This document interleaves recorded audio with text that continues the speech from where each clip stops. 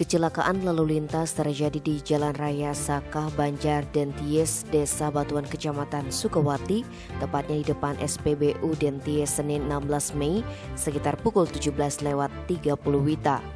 Berdasarkan informasi yang dihimpun di lapangan, kecelakaan tersebut bermula ketika sepeda motor Honda Supra X yang dikendarai Sandy Wahyu Indra Kartika, alamat Kediri, Jawa Timur, datang dari arah utara menuju selatan.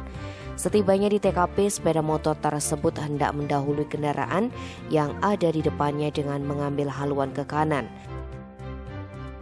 Saat bersamaan melaju mobil Sigra yang dikemudikan Muhammad Hussein Rifai, alamat Jombang, Jember, dari arah berlawanan. Akibatnya tabrakan tidak bisa dihindarkan. Kanit Lantas Polsek Sukawati Ibtu Imade Wirta menjelaskan, kejadian itu mengakibatkan pengendara sepeda motor terjatuh dan mengalami luka-luka sehingga dirujuk ke Rumah Sakit Arisanti Mas Ubud. Sedangkan pengemudi Sigra selamat. Berdasarkan hasil olah TKP, kecelakaan diduga terjadi akibat pengendara sepeda motor kurang konsentrasi saat hendak mendahului kendaraan yang ada di depannya. Tim Bali Express melaporkan.